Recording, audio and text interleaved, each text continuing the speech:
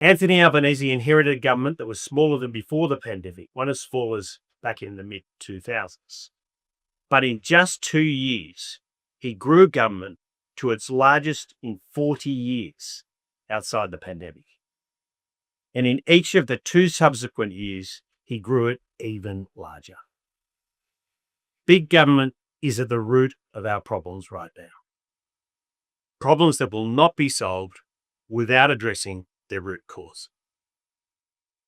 Now, since coming to power, the Albanese government has initiated a radical restructuring of Australian society. Away from free enterprise and towards a command and control system. Labor's agenda does not serve our national interest. It's a political program to centralise and consolidate power. Power that Labor wields to serve constituencies that further entrench its power. The NDIS now costs taxpayers $3,000 a year on average. Think about that for a moment. $3,000 a year per taxpayer on average year. But billions in waste and fraud have created a powerful constituency that protects the status quo. Under Labor, the care economy workforce has exploded. At one point, it was responsible for 80% of new hours worked, despite accounting for just 30% of pre-existing hours. Segments of this disproportionately unionised workforce have been awarded hefty pay increases by the Fair Work Commission.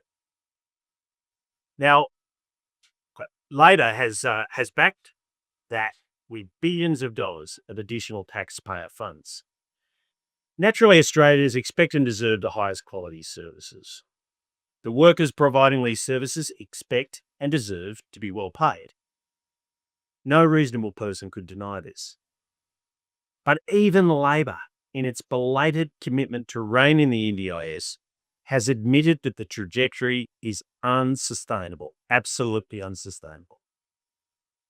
The Coalition has highlighted the unsustainability of the NDIS for many years, noting it'll ultimately be to the detriment of those who need it most. And the Treasury Secretary belt the cat recently when she said revenue needs to be raised from somewhere. Labor expands government, which slows the economy, reducing revenue. So it levies new taxes on investment, on savings, on aspiration.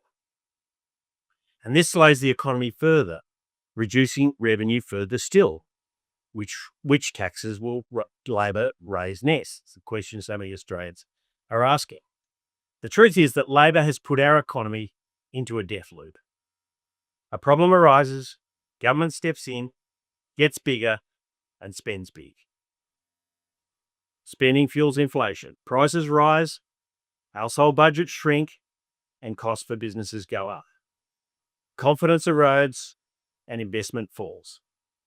Government needs to spend more to deal with the problems it has created. It raises taxes on Australians today. Meanwhile, debt gets bigger for Australians tomorrow. And around the death loop will go. But here's the thing. Despite all the spending and intervention, despite bigger government and more bureaucracy, our problems have not been solved. Rather, things are worse than where we start. Ronald Reagan spoke about what he considered to be the 9 most terrifying words in the English language. I think there's 10. I'm from the Albanese government and I'm here to help. Angus Taylor just cut straight through the spin in that Sydney Institute speech. He nailed it. Anthony Albanese inherited a smaller government coming out of the pandemic, smaller than mid-2000s levels. 2 years later, it's the biggest in 40 years outside of COVID, and they've kept pumping it up.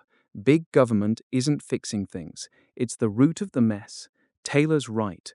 Labor's been restructuring Australia away from free enterprise towards command and control, centralising power to reward their own constituencies. Look at the NDIS. It's now costing the average taxpayer $3,000 a year. Waste, fraud, and a massive unionised care workforce that's ballooned, driving huge pay rises backed by billions more of your money. Even Labour's now admitting the trajectory is absolutely unsustainable. They've been talking reforms, but the spending keeps flowing. Taylor's called this out for years. It hurts the very people who need it most. And here's the vicious cycle he described. Government expands, slows the economy, revenue drops, so they hike taxes on investment, savings, aspiration. That slows things further. More spending to fix the problems they created. Inflation bites, budgets get squeezed, confidence tanks, investment dries up. Debt piles on future generations. Around and around we go in Labour's death loop. Despite all the intervention and bureaucracy, problems aren't solved, they're worse. Taylor's twist on Reagan hits hard. The 10 most terrifying words. I'm from the government and I'm here to help.